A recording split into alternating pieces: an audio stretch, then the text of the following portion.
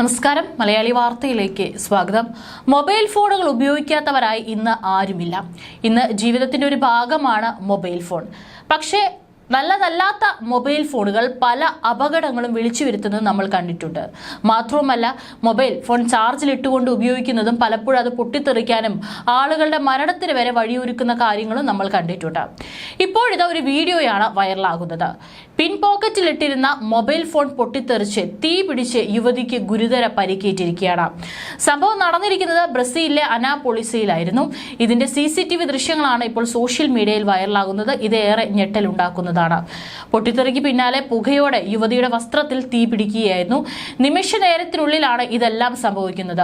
ഒപ്പമുണ്ടായിരുന്ന ഭർത്താവ് തീ കെടുത്താൻ ശ്രമിക്കുന്നതും അപ്പോഴേക്കും യുവതിയുടെ ദേഹത്ത് മുഴുവൻ തീ പടരുന്നതും കാണാം. ഒരു ഷോപ്പിംഗ് മാളിലായിരുന്നു സംഭവം. ഉടനെ അവരെ ആശുപത്രിയിൽ പ്രവേശിപ്പിച്ചു. യുവതിയുടെ പിൻഭാഗത്തും പുറത്തും കൈകളിലും പൊള്ളലേറ്റു.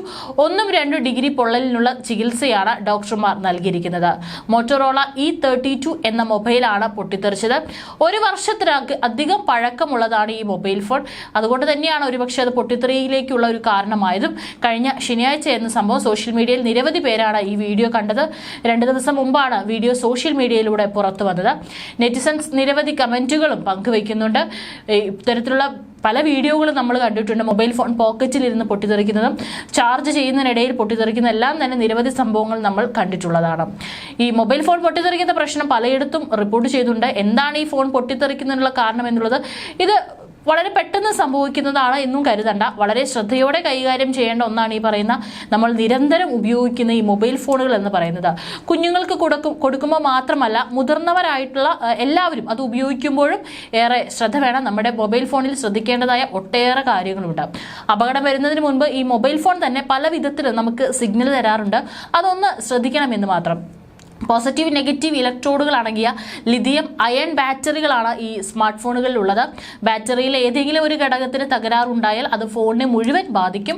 തുടക്കത്തിലെ ഇത് ശ്രദ്ധിച്ചാൽ വലിയ അപകടം ഒഴിവാക്കാം. ഫോണിന് പതിവിലും ചൂട് കൂടുന്നു, ചാർജ് പെട്ടെന്ന് തീരുന്നു, ചാർജ് കയറാൻ താമസം എന്നിവയാണ് ഈ മൊബൈൽ ഫോണിന് തകരാറുണ്ട് എന്നതിന് ആദ്യം ലഭിക്കുന്ന സൂചന.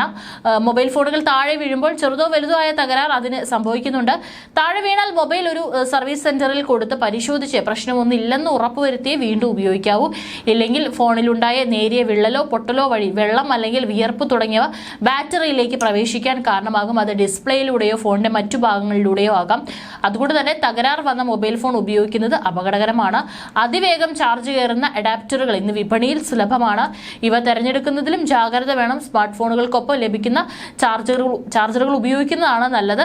ഏതായാലും മൊബൈൽ ഫോൺ നമ്മൾ കൈകാര്യം ചെയ്യുമ്പോൾ ഇത് നമുക്ക് ഒരുപാട് ഉപയോഗമുള്ളതാണ്, അല്ലെങ്കിൽ ഒരുപാട് സഹായങ്ങൾ ചെയ്യുന്നതാണ് ഈ മൊബൈൽ ഫോൺ.